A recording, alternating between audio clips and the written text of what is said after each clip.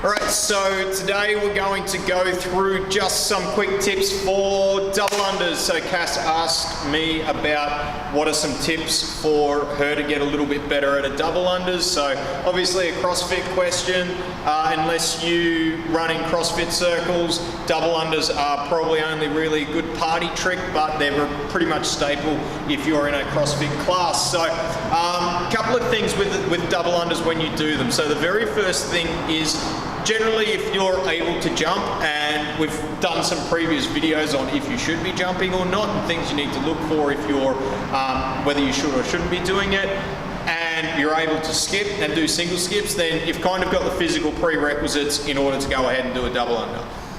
From that point, it becomes a skill, and you want to practice a skill. So when you get to the point where you can practice a skill, double under is obviously where the rope is able to pass under your feet twice. Let's hope I don't mess this up for the camera.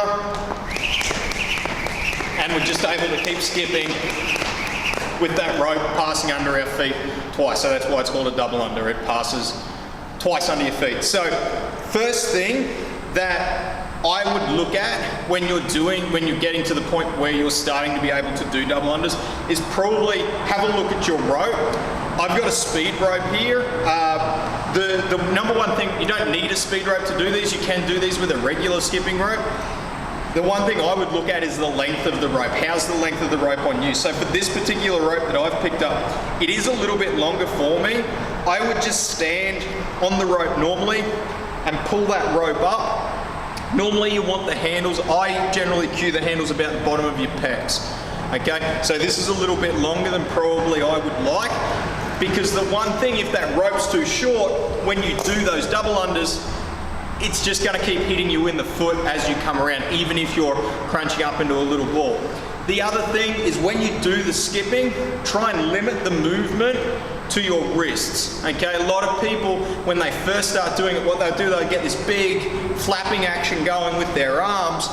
And what that's going to do is that's actually going to shorten the length of the rope, which is going to increase the chances of you kicking the rope on the way through. So try and keep those elbows tucked in and moving from your wrists. The other thing is try and stay on your toes when you're jumping. So jump from, the balls of your feet rather than landing flat-footed at the bottom. So they're probably three really quick tips that you can go away and help with your double unders. There are a lot of other things that can go on. The rope length thing, that's just the way I've been shown and the way I find successful. Doesn't necessarily mean it's the right or wrong way. There's probably plenty of other ways to do it.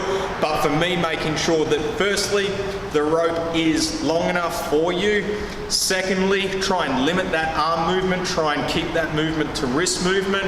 And also make sure that when you're jumping, you're doing it from the balls of your feet rather than on your heels.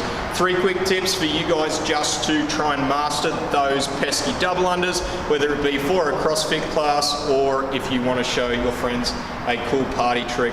Don't know what type of parties you're going to, but have fun.